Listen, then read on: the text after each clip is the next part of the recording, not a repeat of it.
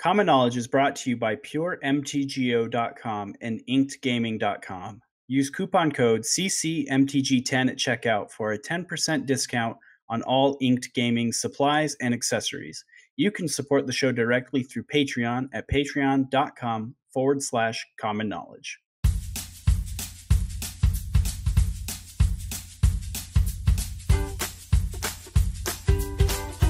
This is the Common Knowledge Podcast.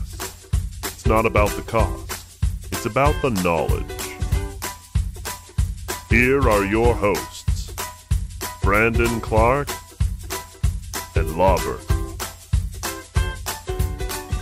How's it going, everybody? Welcome to another episode of Common Knowledge Podcast. This is episode 48, and today is Power Rankings Day.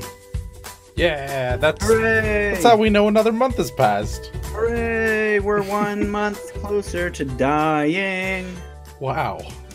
Because life is the worst, and school is so hard.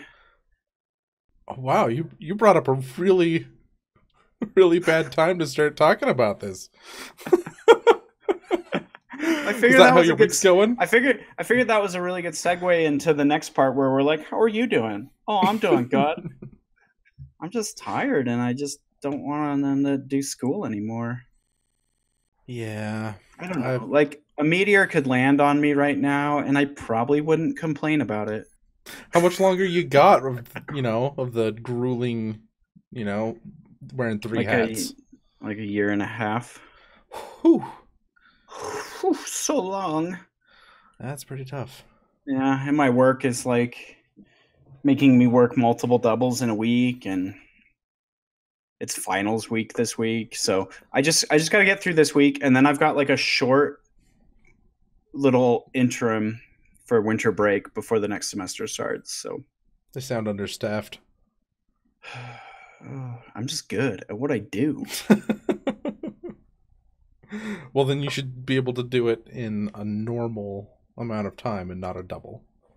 That's not how the restaurant business works. I don't just do all the work in one as fast as I can and then go home. Yeah, you do your amount of work and then go home, and then someone else does the rest. Right, so I do my amount of work for my shift, and then on the next shift, I do another amount of my work. There's your problem. And then I go home. Bad. I'm passionate about this. I don't like working more than I have to. I mean, I'm still technically part-time. Like, the rest of my shifts are usually only a few hours, like 4 hours long, right? 4 or 5 hours. So, like, when I do work a double, I work open to close, and that's like a 12-hour day. But all my other shifts are like 12 to 4. I feel for you, man. That's all I'm saying. How are you doing? I'm doing good. I had Sunday off, so I'm recharged, and today was an easy day of work, so... That's excitable. I have the opposite problem, which is definitely not a problem of not doing tons of work. See, when I had an actual career, that was my problem every week. I was just like, I don't do anything. Like, I just like sit at my desk and I'm like, maybe I'll make a spreadsheet today. All right, that sounds fun. What should I do today? I'm gonna go stand next to one of my production cells with a stopwatch and just freak them out. That's what I would do. Like, and then I was just like, yeah, I don't like this job. I want a new career. I'm gonna be in the food service industry. Boom, work. And I'm just like, holy crap, that's a lot of work, man. So work. But yeah, so that's sweet. Sunday off. That kind of is exciting to hear because I'm looking at the show notes and I see something in the "What are we playing" column that excites me. So why don't we just jump into that so we can hear about that? What are we playing?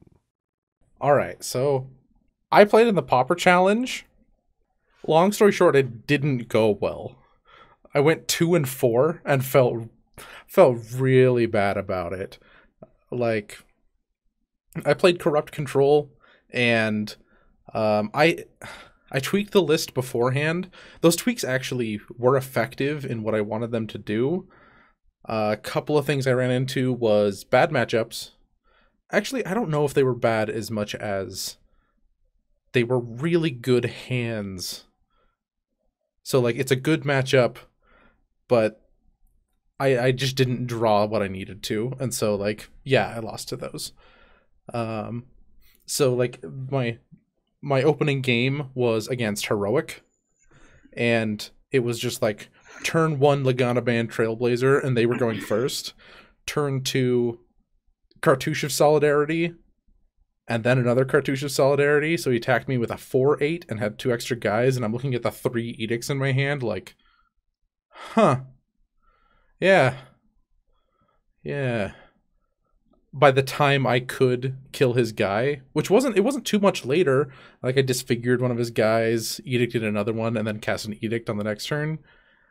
And it was just like too late. He had already played more guys. Anyway, like he just had some really strong openers.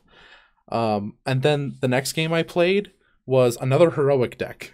And that one I did really well. I beat that guy because it's supposed to be a good matchup. He just didn't have these nuts draws. Kind of funny. On turn 3, he played Circle of Protection Black. And I had no win cons in my deck.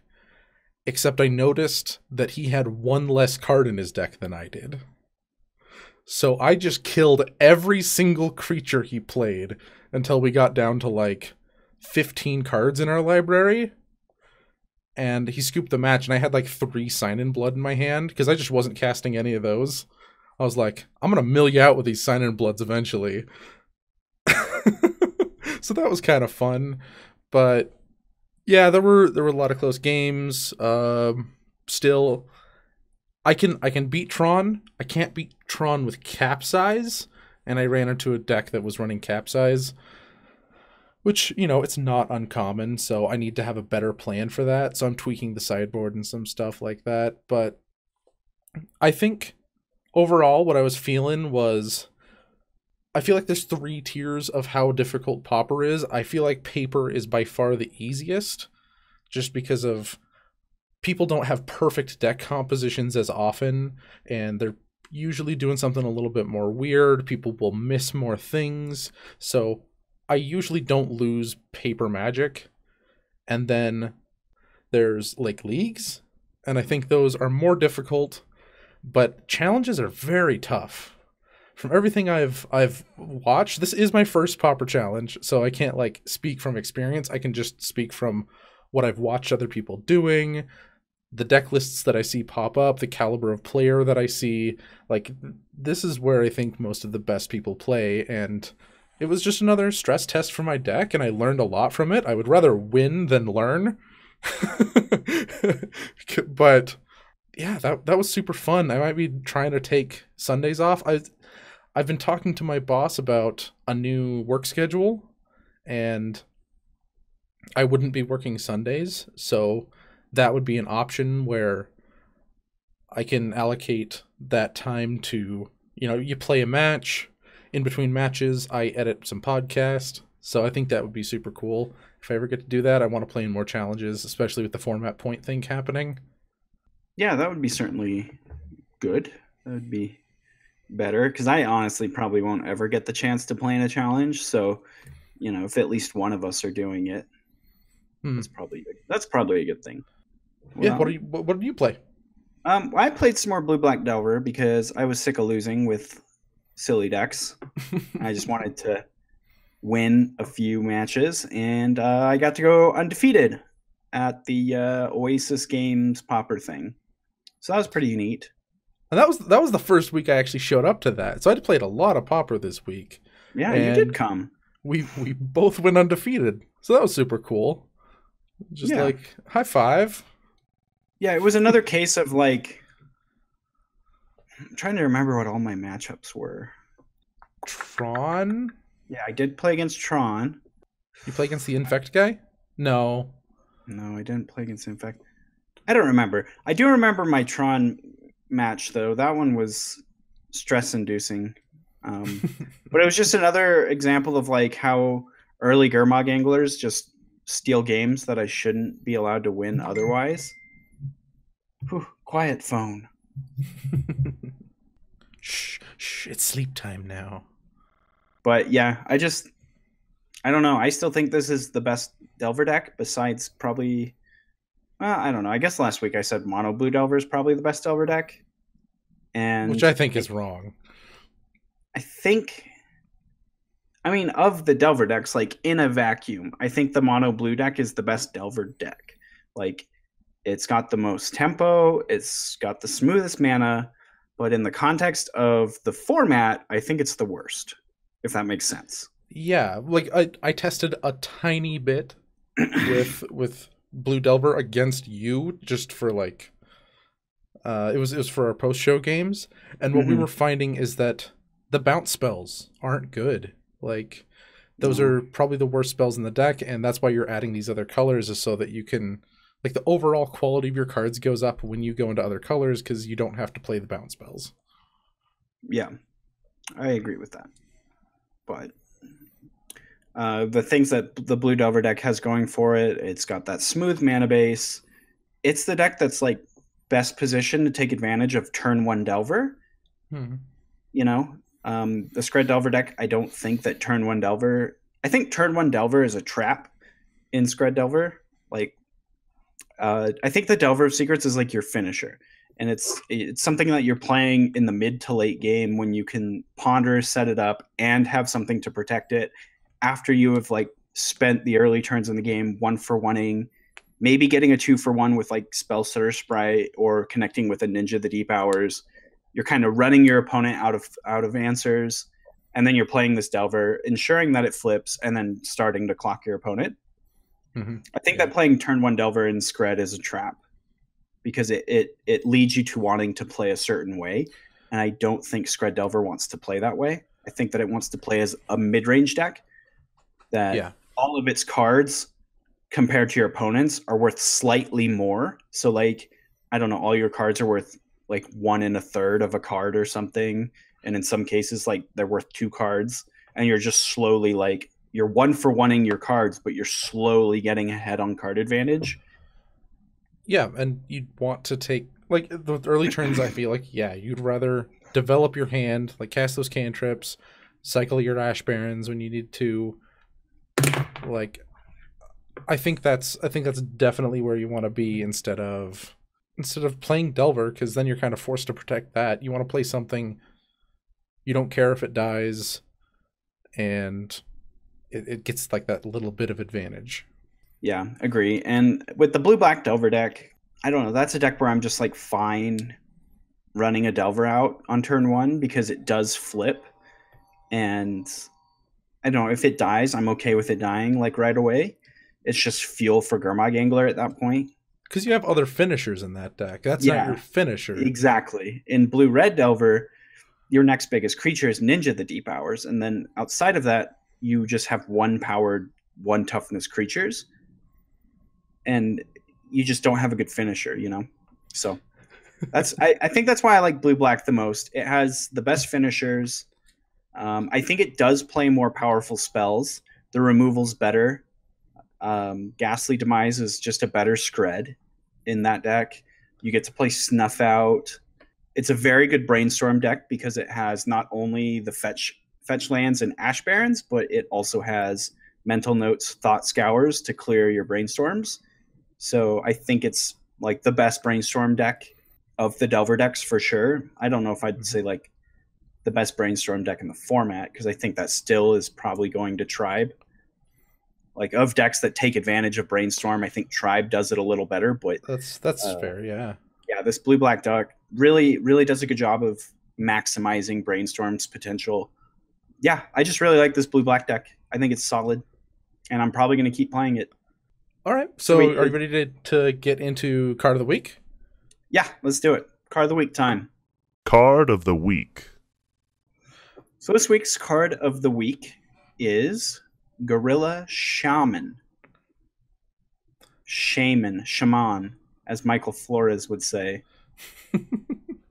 I chose this Card of the Week One of my favorite Magic cards of all time. Always sits on the back of my phone case. I have a see-through phone case, and so I can have my Mox Monkey chilling in there all the time. I remember the first time when you were telling me, like when I started playing Pauper and you were telling me about Gorilla Shaman. Or maybe I was like, Sean, isn't there like, or you're like, you said Mox Monkey.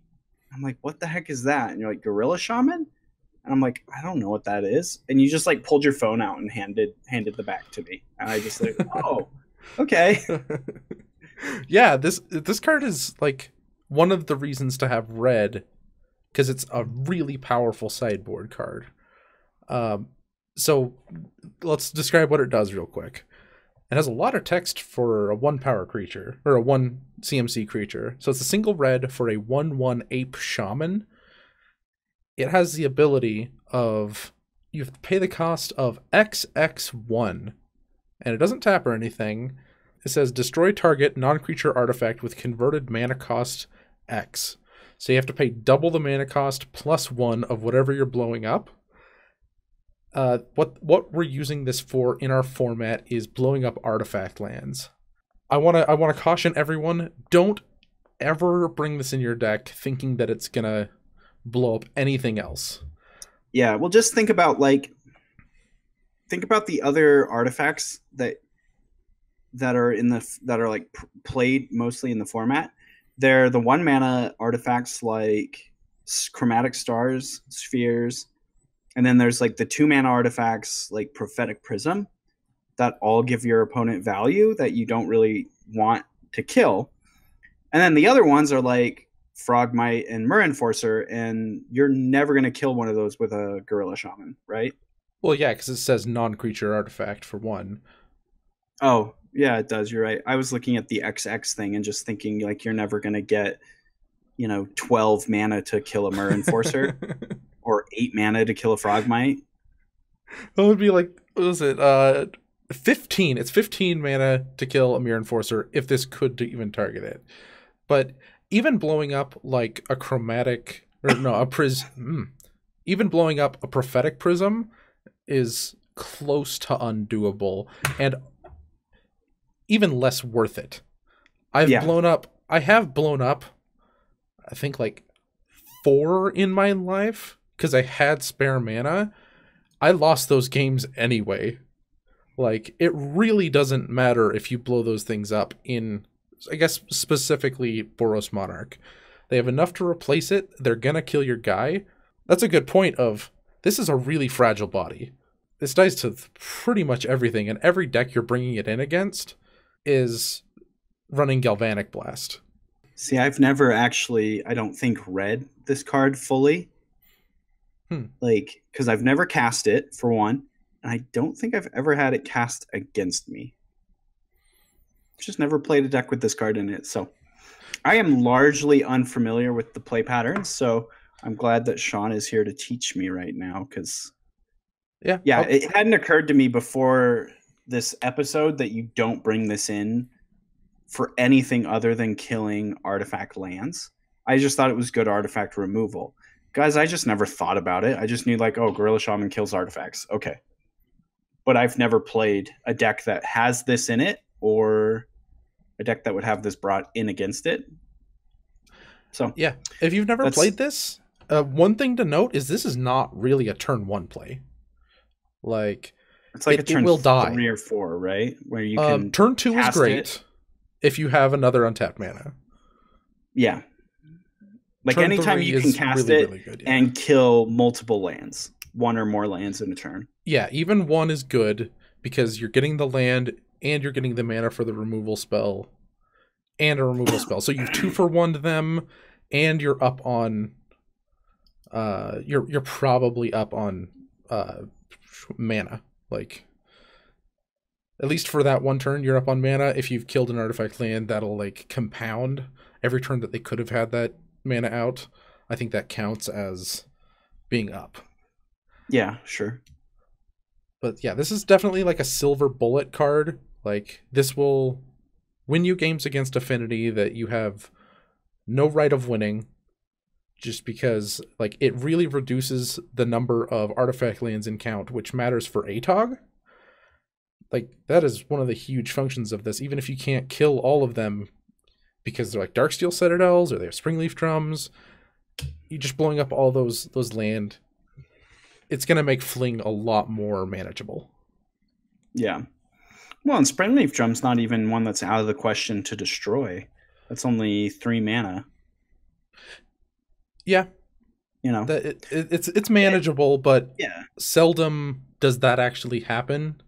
Like, I feel like usually you're trying to like develop your board, take advantage of the time that you're given, instead of completely trying to lock them out, which, you know, that's not the worst thing. It has that mode, which is just an extra mode for the card. Mm-hmm. I'm just being realistic. Okay, so last thing on Gorilla Shaman, where did the name Mox Monkey come from? It blows up Mox. For the same reason that it blows up your artifact lands, it blows up a Mox. Like, it's 1 to play, 1 to activate, blow up one of the most powerful spells in the game repeatably. Mox Monkey. Even in the online printing, when they printed it in, I don't know, what is this? This is like a promo edition? Or I think it was Eternal Masters, maybe. I'm not sure. Anyway, the newest art on this, it is holding a little rock that I like to think is a Mox. And they're like, that's like a callback. Like, they know that this is Mox Monkey. Its job is to blow up Moxen. Mm-hmm. Cool. Alrighty. Well, that was the card of the week. Gorilla Shaman, the Mox Monkey. Load up on these guys if you need to kill artifact lands. But choose better options if you just got to kill big artifacts. Yeah, like I think 1 to 2 of these is perfect. Like if you care that much about the 4/4s and stuff, just, I don't know, have creature-based removal, or have something like shattering, not shattering, smash spree. To smithereens. Smash to smithereens. I always get those two mixed up, shattering spree and smash to smithereens. But yeah, that's kind of a good point. Of like, and if you're trying to go super super fast, you don't necessarily want Mox Monkey. Mm-hmm. Sometimes you'd rather have just, you know, blow up your artifact, do 3 damage. Okay, cool. Well, let's move on to our power rankings this week or this month. Main topic. This is an interesting power rankings list. I'm wondering how much of it, I don't know. I mean, we'll get into it, but I feel like our list of 2-point decks is a lot smaller than normal, and the variation between the top decks and the lower decks is a lot more prominent, if that makes sense. Usually we kind of see it like slowly count down, and now we're kind of seeing, the top 4 are all very close together, and then it starts to widen that gap. And I'm wondering if that's got anything to do with the fact that Pauper is going to become more competitive, and so we're going to just see the top tier decks just get farther and farther away from some of those other more fringe tier decks. I think that's fair to, like, the feeling I got going into this event was like, okay, the time for testing is over. We're doing an event that I'm trying to win. Like, I honestly was thinking, like, maybe I should play something like Scred Delver. And I just don't think that people are going to be trying funny stuff that much anymore, just because there is a bigger incentive to actually win these things. Yeah, for sure. I mean, you're effectively playing for an opportunity for a Pro Tour invite, which, that's kind of the dream, right? Mm-hmm. All right, so let's just jump into these decks then. In first place at 42 points. What could it be? Delver? It is Delver. It is a Delver deck, but it's blue-black Delver. Kind of surprising. Yeah. Definitely surprising. I don't want to say kind of. We saw this deck like around 30-ish points like a few months ago, and then it just like disappeared. It was just gone. It was like no one played this deck. It just fell off the map, It was at the bottom of the power rankings. And now it's at the very top. And so, I don't know. I kind of feel vindicated a little bit because I've been saying I feel like this deck is really good. It's the Delver deck that I prefer playing. I think it's the most powerful Delver deck in this metagame. It just plays the most powerful spells. It has the best threats. Makes the best use out of Brainstorm of any Delver deck. Yeah, I think this deck's very good. When it fell last month, it fell down to 5 points. I think you had your numbers pretty much right. September was 28, October was 5, and now we're up to 42.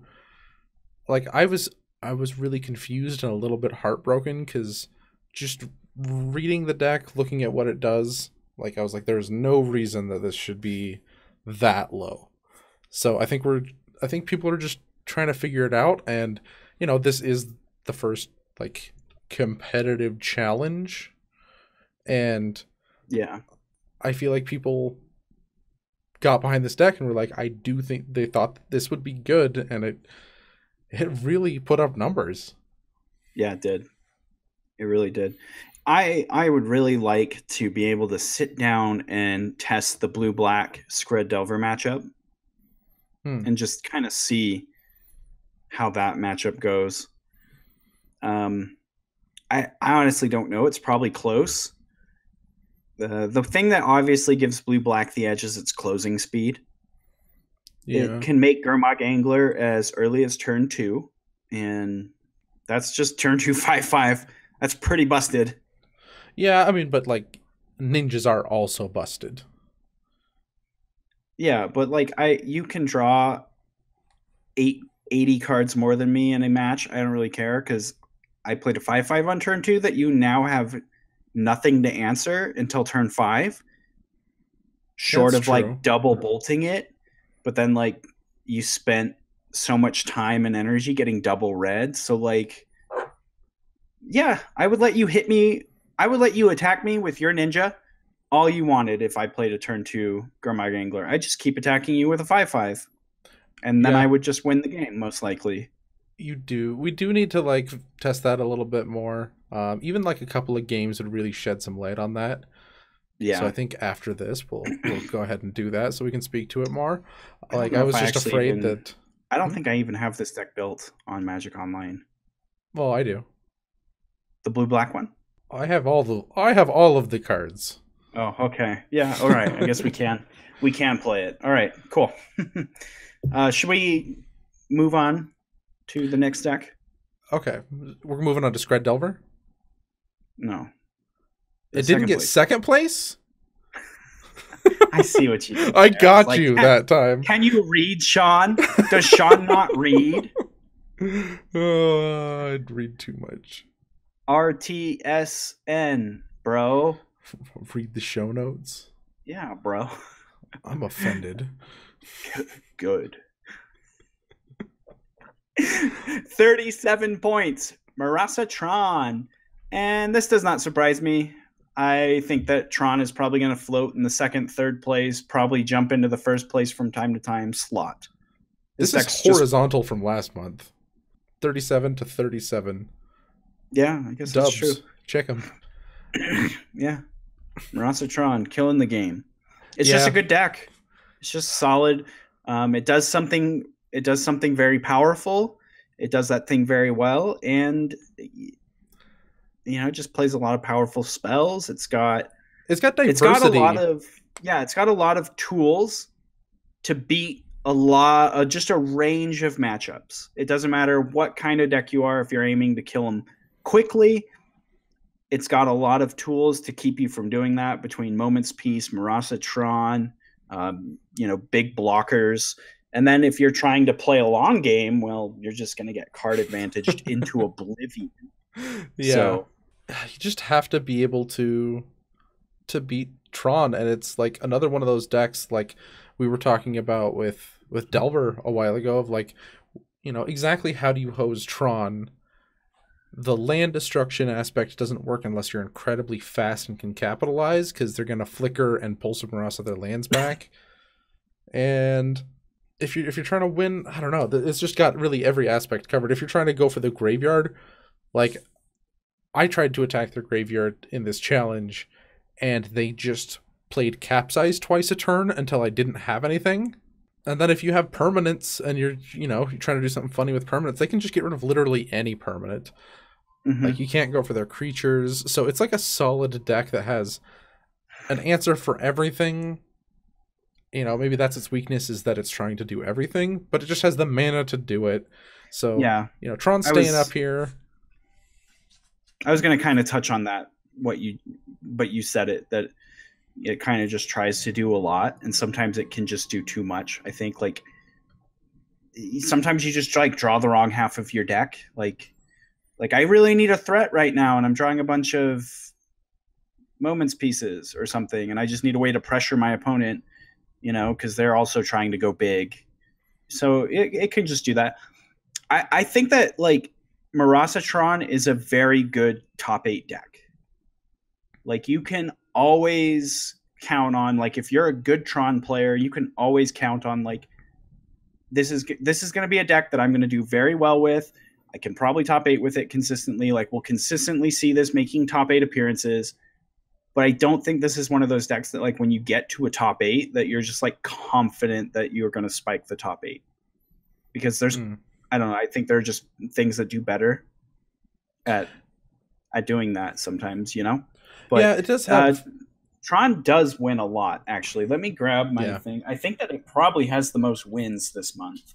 So, I don't know, maybe my statement's just wrong. It's just a good deck to win with. It won 2. It won 2 challenges this month. So, jeez. Yeah, that's actually really good. So, I don't know. Maybe I'm probably just wrong. It's probably just a deck that you can be confident you'll top 8 with, and if you're good enough with it, you can just be confident you're going to win with it. I don't know. Tron's just solid, but I hate it. This is just I'm adding that in there for Spencer. Tron's the worst, and I hate it. I'm never going to stop hating it. I'm always going to meme about hating it. Does he actually like rail against people who hate Tron? Didn't you see his tweet? So, like, he tweets so much. How could I read all of them? So Rachel Agnes, I don't know if you know who she is. She's kind of just like a Magic personality.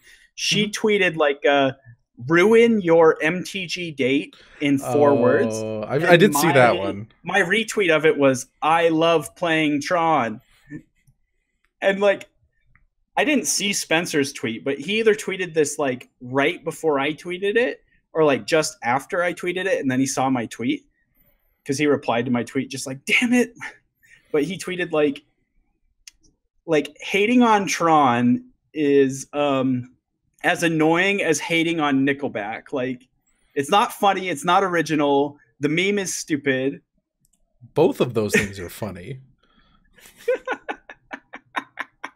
I know. So now I'm going to just have to forever troll Spencer about Tron and Nickelback. Honestly, though, like, I probably should get over it as a player, because I think it is a crutch for me. Because, like, even if I felt that, like, Tron was the best deck for a meta, I would have a really hard time just bringing myself to play it. Because I just hate that it exists. Like, even on Tuesday, like, I won the match, but like I walked away from the match and I was just in a bad mood. You know, I don't know if you see that in me, but I was just frustrated, flustered, in a bad mood, that I had to play against Tron. And like, even though I walked away with a win, I was still just like, oh, that was the worst experience. Like, Tron is awful. It doesn't feel Pauper is what my it doesn't my thoughts feel have magic. Yeah, you know, it feels Legacy.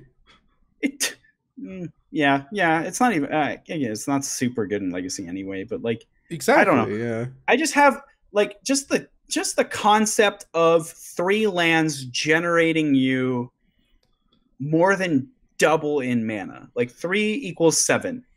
Like that just feels like a game design flaw. I agree. And we're not like ban Tron, like ban it. Ban it in all formats, and then collectively gather up all the Urza lands and light them on fire, and we'll stream it on Twitch. Not us, like Wizards of the Coast we'll like send us all your Tron lands and we'll reimburse you, and then we'll just burn them all, and the world will be a better place. War will end. World hunger will cease.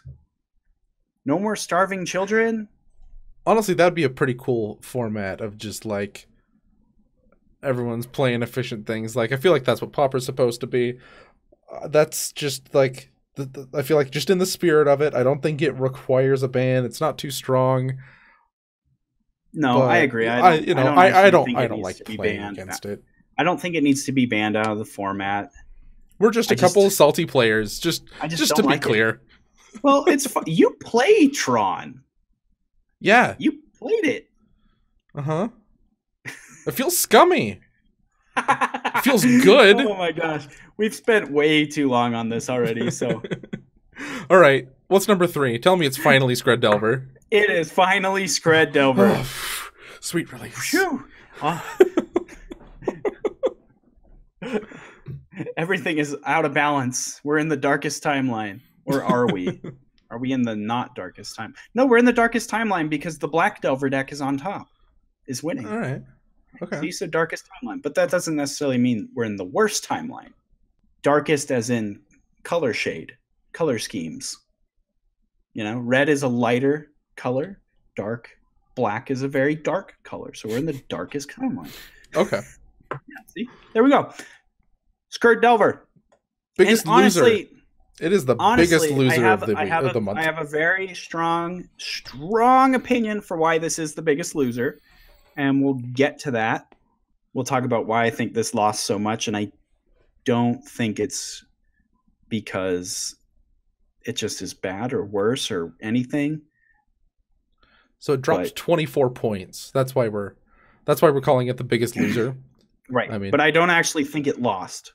And we'll get to it in a minute. But I think that this deck is going to pick up again a lot more when Fire Ice gets put into the format. And I think that what that's going to do is pretty much just erase Mono Blue Delver from the map and make Blue Black Delver better. Because I think as soon as you start putting Fire Ice in your deck, Blue Black gets a lot better against you. Because in that matchup, the best mode on Fire Ice is Ice. Tap your Gurmag Angler so I don't take 5 this turn. And that just doesn't seem great. Like, that doesn't seem like a place I want to be in. And so they're cutting out on other spells that could be effective in the matchup for a card that's going to be fairly mediocre. But Fire is going to be insane against the blue decks. The blue Delver decks. But okay, well, I know one reason for sure that this is dipped, and like, I guess you need like at least 3 times to be a trend. But September was the month that Blue Black Delver first made a huge surge, and that month Scred was already on the decline, and it dropped another 11 points. It went down to 30 points. And then when Scred Delver went back up to 58 points in October, Blue Black Delver went down to 5, and now that Blue Black Delver is back up to 42, Scred Delver has dropped again. So I feel like it's pulling a lot from the same player pool, and Mono Blue Delver has not been affected in the same way. It has stayed constant at, it was 22, 21, 21.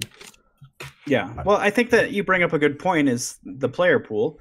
Mono Blue players probably aren't, jumping between like, should I play Scred or should I play Mono Blue or whatever. Like when Scred Delver already started getting prominent, that pulled away all the players from Mono Blue Delver to Scred Delver that were going to make the switch.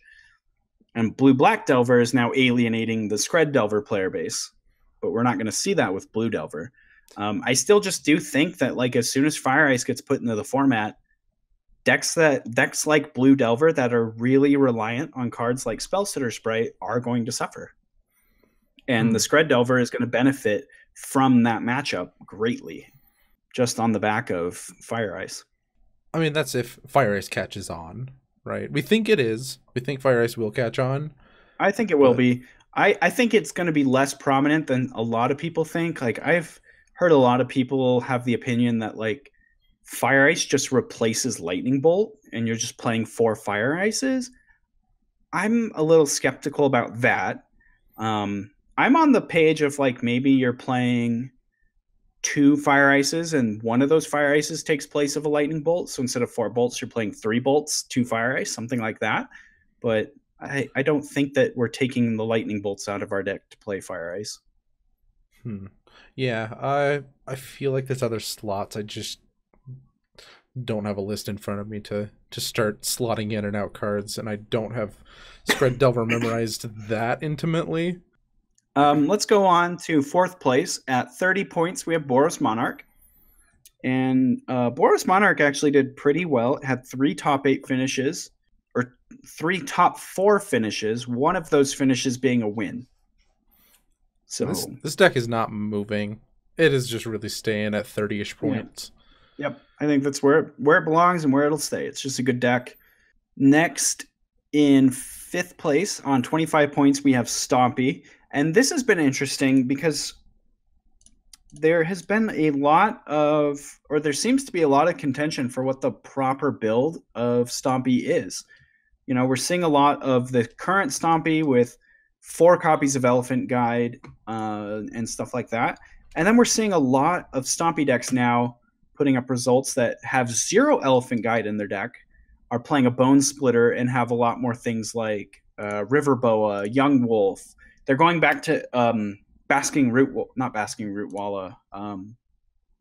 Mongrel.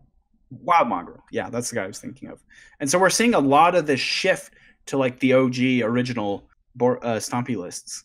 I feel vindicated now because I was like, take out your Elephant Guides. That's what I'm feeling like this deck is using as a crutch that's not that great, and then it's actually happening. I'm also going to take out like the bad cards like Solana Ledgewalker because I don't think that card's great in this deck. No, yeah, like it is. So you're not like just reliant on. Yeah, it's a crutch. Basically, just what you said. It's a crutch. Yeah, like why are you playing a hexproof strategy when you're supposed to be playing efficient guys? Now you're playing a 1/1 for 2, and then hoping to pants it up. So I feel like you're getting rid of the awkwardness, streamlining your deck. I think it actually goes faster, but your threats aren't as resilient or evasive. Yeah. I think I agree with you. I like it. At first, I wasn't super on board because I was just like, Elephant Guide is so powerful, and it is. But I think it adds more variance to your deck. Well, I think in a meta where Scred Delver is on 70 points. Like, playing just a hexproof guy probably is pretty good. Like, if you're just like... That's true. That's your I win button. But I think now that Scred Delver is moving away, you're getting more, like... I don't know, Blue-Black Delver has edicts. Yeah, we are seeing a huge rise in edict effects. There are a lot more decks running around with edicts. So, that probably just is correct.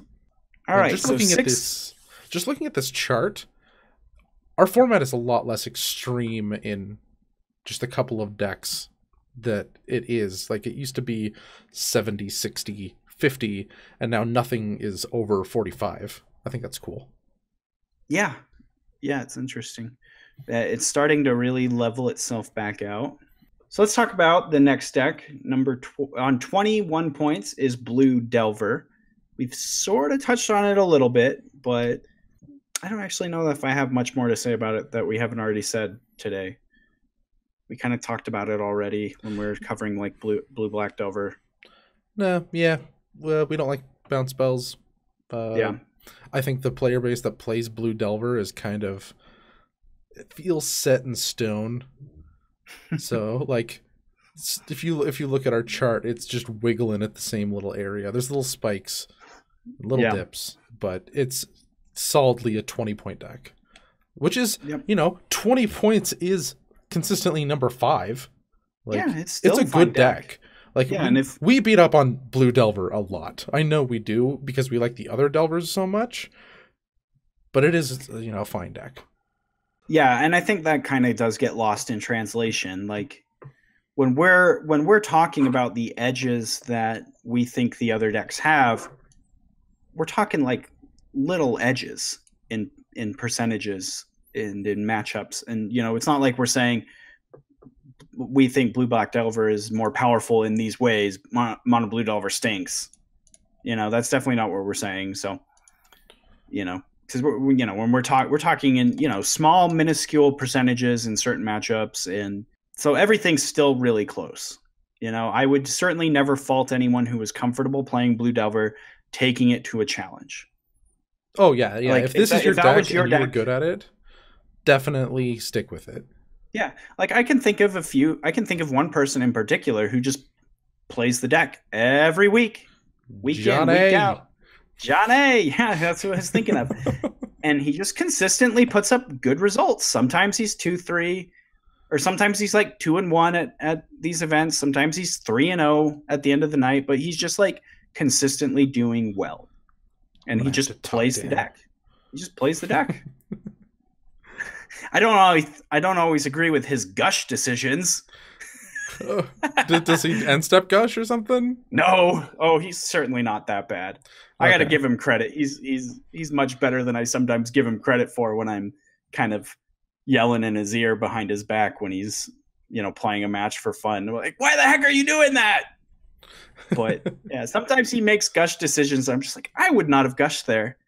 He's just like, this is why I did it. XYZ reasons. And I'm like, well, it paid out for you. Yeah. I still don't know if it was correct, but I just don't know. Okay. He's probably got a lot more like feeling for the deck, the rhythm of it. For sure. Yeah. So I don't know. I'm giving him this little shout out here because I was giving him so much crap on Friday night. He was playing a match against green white rally Gond, and he gushed in this really weird spot. I'm like, why would you gush there? And he was just like, I didn't have anything else that I needed to do with my mana. I felt like I needed to try to find like counter magic or interaction of some kind. And I mean, he gushed and he found a counter spell and it helped him out quite a bit. But I was just like, why would you have gushed there? You're horrible. That was the worst thing. So it actually probably wasn't the worst thing. I was just giving him crap. But so I'm going to give him a little shout out here on the show. Johnny, you're better at Blue Delver than I am. Yeah. Take everything I say with a grain of salt. All right, let's move on. Yeah, let's move on. So next at 20 points, we have Blue Black Alchemy. And definitely up. This has been trending upwards. Yeah, we had 2 top 8 finishes with the deck. The rest were just top 32 finishes. And one thing that I saw on more than one occasion were decks playing multiple copies of Thorn of the Black Rose. That's not super surprising, but it is, you know, it is new. It is new. It makes sense. I can see the logic. It's sort of just you're aiming to not get attacked anyway. And having the Monarch probably just makes it that much easier for you to make sure you have a consistent stream of removal spells and counter magic. You've got some good sized blockers in Augur Bolus that can kind of hold the ground for you. You do have Gurmag Angler, so I can kind of get behind it. I'm curious to see if this is a change that will be implemented more going forward. You think this, you know, more Blue-Black Alchemy means more Stompy? That's always been like a matchup that I feel like Stompy wants to be around the more that Blue-Black Alchemy is. Yeah, it could be. And I mean, it could be why Stompy is at 25 points this week. I don't know. Just a lot of Blue-Black Alchemy players showed up, and then the Stompy players got rewarded. But you know, like a lot of these stats are what people felt like playing. Because I don't know, I finally did get, you know, since I was stop it. I finally did get. You're dropping your pen over and over. I know. I finally did get to play in the challenge, so like I actually have the number of people in the challenge for once. Like it was like, I think it was 59. So I think it's not as high as I thought it was. It's in like the low 50s. So we are only getting stats on half of the decks. All right, next up, it's White-Red Rally. Yep. 19 points. 8th place. Yes. 18 points. So this is basically just like a Boros Monarch deck. It doesn't have Galvanic Blast, obviously, because it's not playing the the artifact package. Its removal is more like Flame Slash. What's that other card? Firebolt? Firebolt, thank you. Like Flame Slash, Firebolt, those kinds of cards. It's really all in on the graveyard plan. So you've got Rally the Peasants as a flashback card. You've got Battle Screech, Prismatic Strands, and Faithless Looting, and are your flashback cards. And this engine is powered out by the card Faithless Looting itself, and usually 1 to 2 copies of Cathartic Reunion. So this deck is really just kind of all in on trying to get some of these powerful spells into the graveyard and then being able to flash them back. That generates a lot of card advantage, so it can keep up in card advantage, and then it being white with Seeker of the Way just means it can keep up with those fast decks. So this is a really respectable deck. It came out of nowhere, really. Like, I think there were similar lists last month, but this is kind of it feels more refined and more like, okay, no, this is a thing. Yeah, and I think that was just the prominence of Burn. Like, Burn had been doing really, really well in past months, and then this White-Red Rally deck started showing up, and Burn started declining. And I can't imagine a deck with Rally the Peasants, Seeker the Way, and Sacred Cat, as well as like Prismatic Strands, has a bad Burn matchup, So I imagine that this deck just takes a big poo-poo all over Burn. And with how prominent Burn was, I think this deck's just good. I also just think this deck does really well against a lot of the other aggressive creature-based decks in the format as well.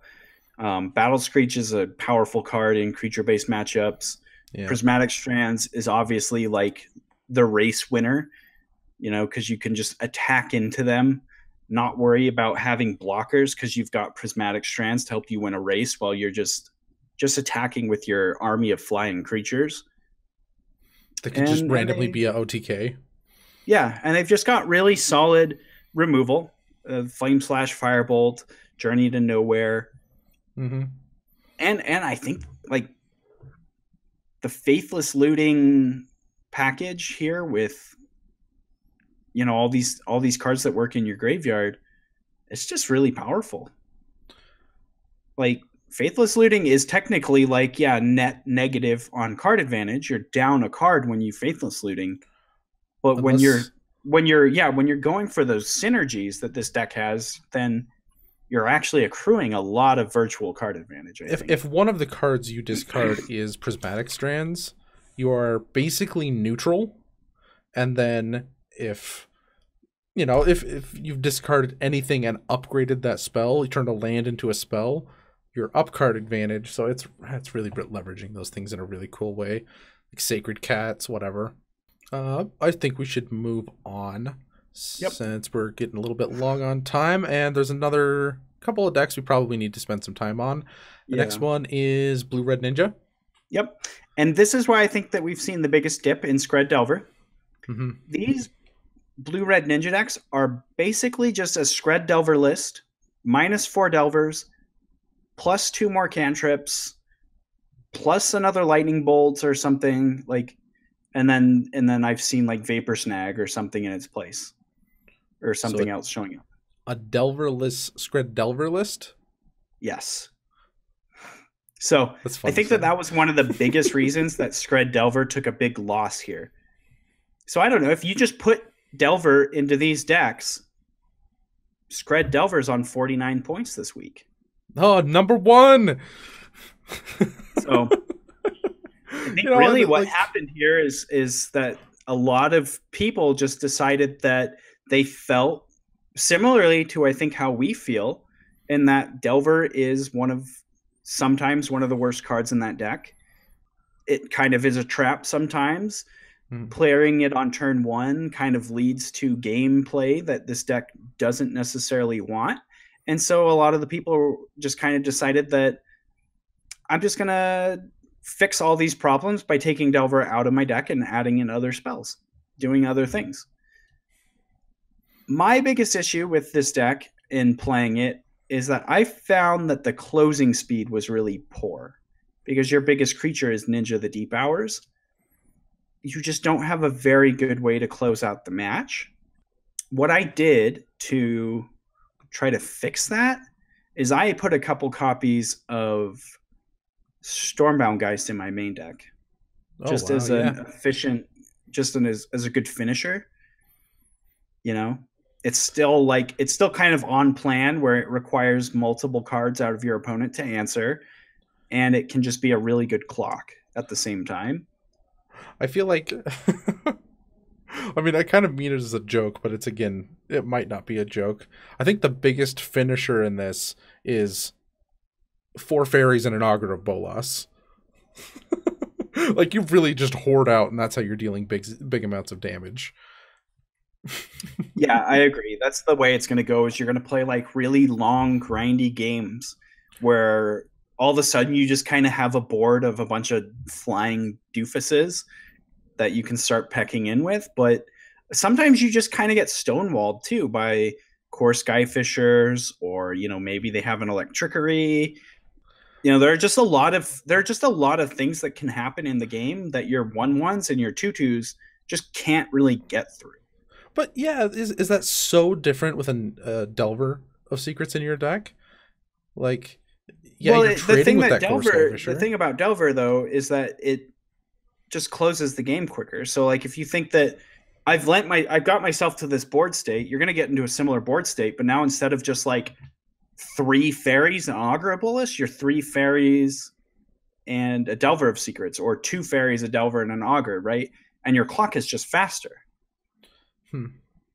Which I think is one of the more important parts, because a lot of the other decks in the format do have bigger spells when they get to that late game.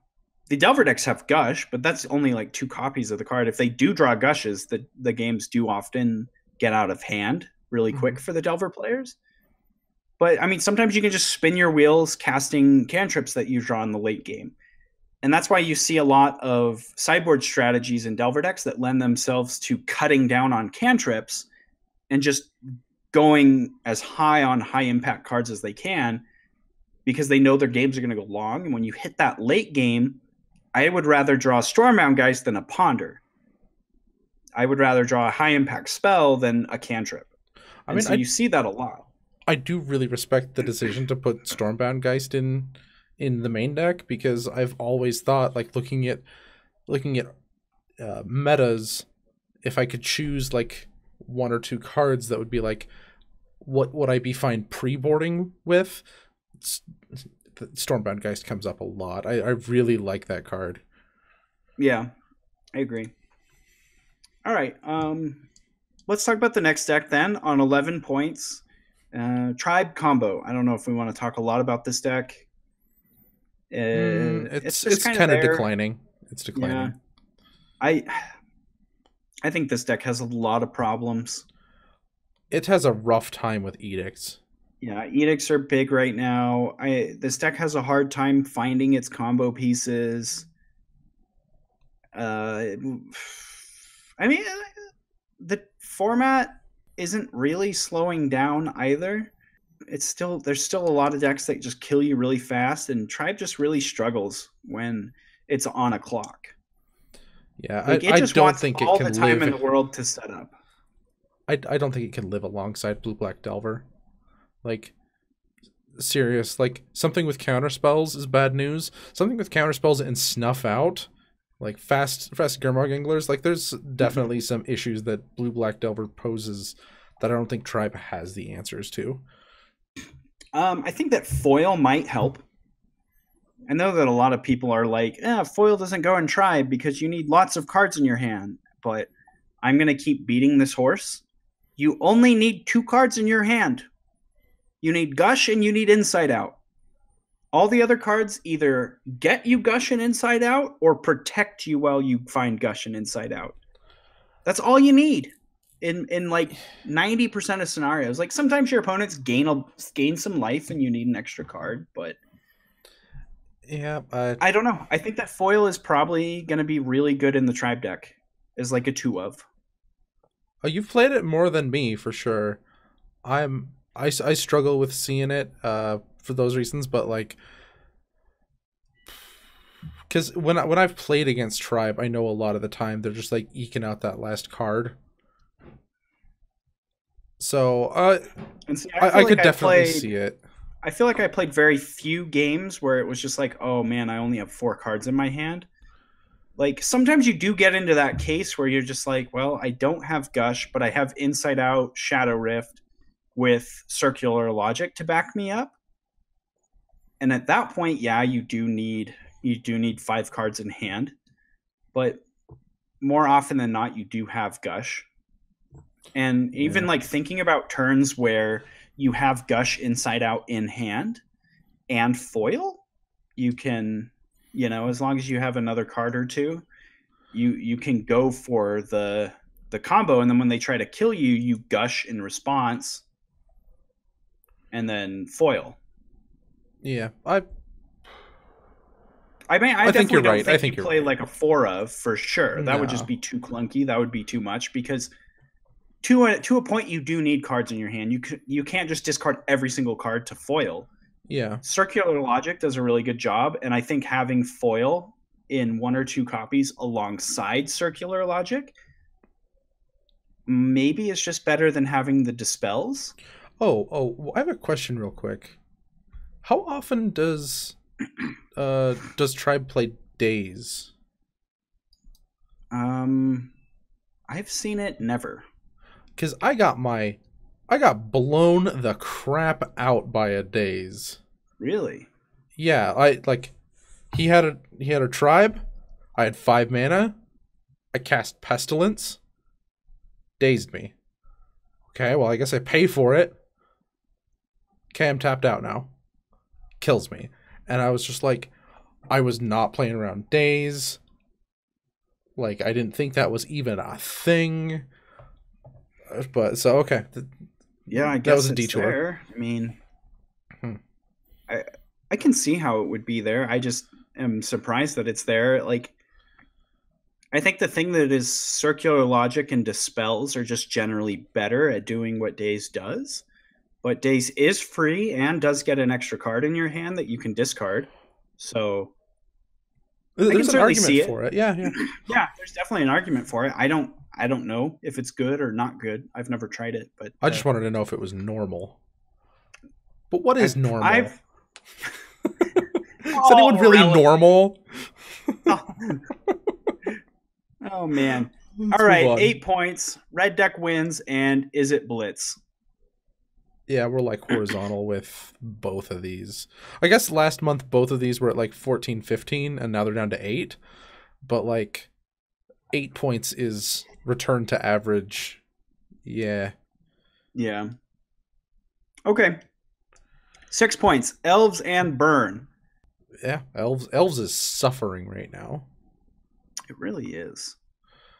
We've kind of explained why Burn isn't doing so well. Like, there's a new white deck. Every time there's a new white deck, Burn takes a dive. Yeah, I think that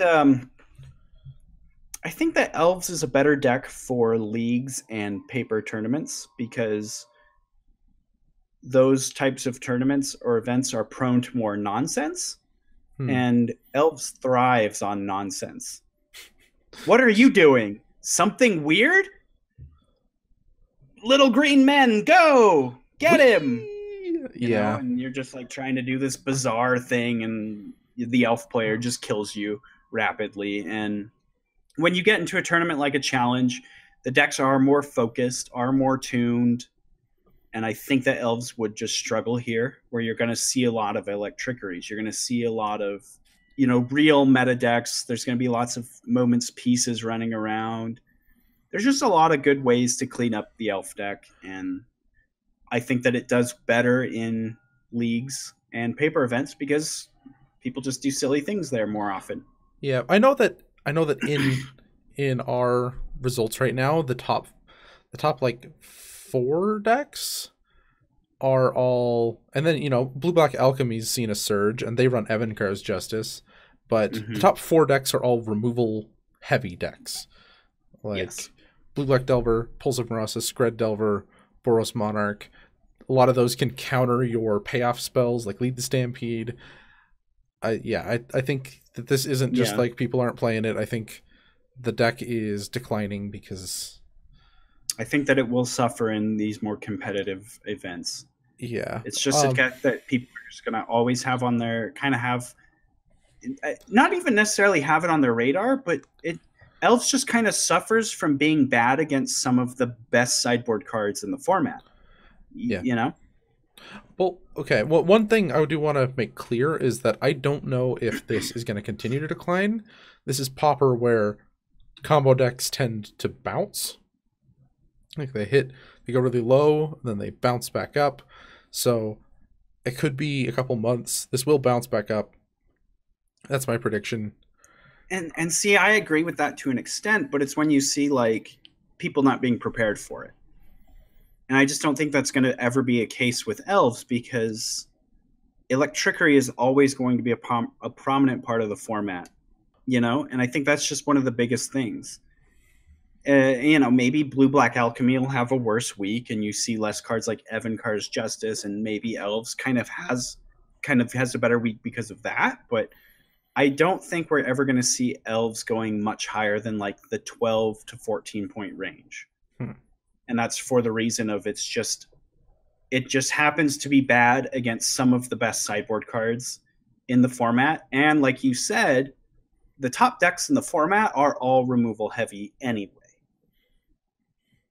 So I think that Elves will always kind of stay below the top of the pack. It's always going to kind of always be the bottom of the mid pack.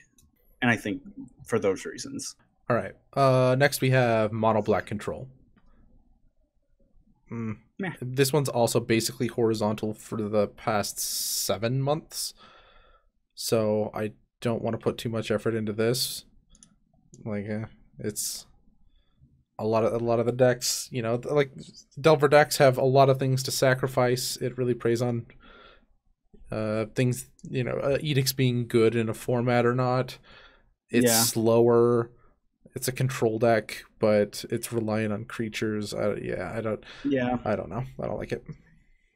So I think we can probably just lump all the rest of the decks together just for the sake of time. There's not a lot too out of the ordinary here. We've already kind of talked about everything that was interesting. So 4 points, 3-way tie between Heroic, Rugtron, and Blue-White Tron. 3 points is Familiars, so it did have a top 4 finish. That was its only appearance. And then on 2 points, we have Blue-Red Tron, Blue-Red Flicker, Slivers, Black-White Pestilence, Blue-Red Control, Affinity, and Blue-Black Flicker. So at the bottom of the pack, kind of are just random nonsense, just weird decks. I do think that Familiars could pick up, because I think it is a powerful deck. Yeah. I don't know. People just don't play it. All right, and real quick, what was missing here? Hexproof. Oh, wow. Yeah, no Bogels. Yep. No Slippery Boys. Let's just point to Blue Black Delver and call it a show. Sure. Okay. Yep. One thing I kind of want to talk about, because I thought it was interesting, the Blue-Red Tron deck, it was playing a bunch of copies of Hypothesizzle. So that was kind of interesting. And the Blue-Red Control deck seemed like a Devious cover-up deck.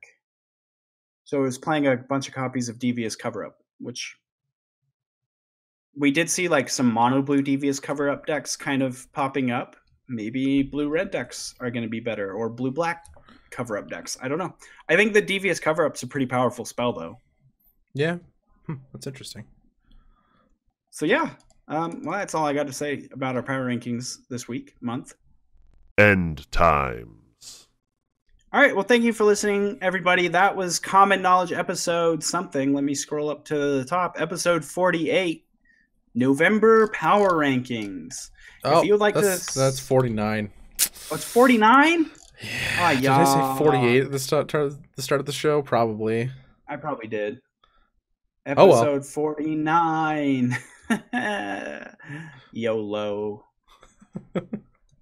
If you would like to support the show personally, you can do so on patreon.com/common knowledge, where you'll get access to our Common Coliseum videos, as well as contributing towards the stretch goal for the 5-card blind tournament. If you're new and are curious about what that is, you can also go to the Patreon page and see all the rules and information for that stuff there. Another great way to support the show is to support the network that we are affiliated with. So go to YouTube, subscribe to the Constructed Criticism MTG YouTube page, like and favorite, and do all that YouTube stuff. And again, I'm never going to get off this soapbox. Listen to Constructed Criticism. Seth Manfield and John Stern. Come on. Dang, Daniel. Dang, Daniel. If you care about being better at Magic, you will go listen to them because they're smart. I don't know if you knew this, but Seth Manfield's pretty good at what he does. Really? Wow. Yep. If you like to reach out to us, you can do so via email at commonknowledgemtg@gmail.com.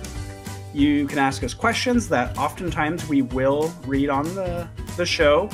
We've even had viewer questions that just turned into entire shows. And you know what? You can also just send us a nonsense email, and Sean and I will read it and have a good chuckle. Yeah. We maybe will read it on the cast. Maybe, like if we think it's really funny or really just good. But mostly the emails we're reading on the cast are going to be pertinent to Popper. So do it. Send us an email. Do it now. Thank you to our sponsors. Big shout out to those sponsors. PureMTGO.com and InkGaming.com. If you go to Ink Gaming, you can use coupon code CCMTG10 to get a nice little 10% off of your order. You get playmats, mouse pads, and other gaming accessories there. And lastly, where to find us. You can find the show on Twitter at CK Podcast MTG. We do have a Facebook group. Just search Common Knowledge on Facebook. You'll be able to find our little group. And you can follow me on Twitter at bclark_CK. And Robert, LaShawn, where can you be found if the listeners want to just get more of you? They need more Sean in their life. What can they do? They can follow me on Twitter at Lobbert8. That's LLBBERT, and then the number 8. And then you can also follow me on YouTube if you just search for Lobbert. I did recently put up a mono red mid-range video. I've been talking about that deck on the podcast for a long time, so you can find the deck list on there. You can see how the deck works.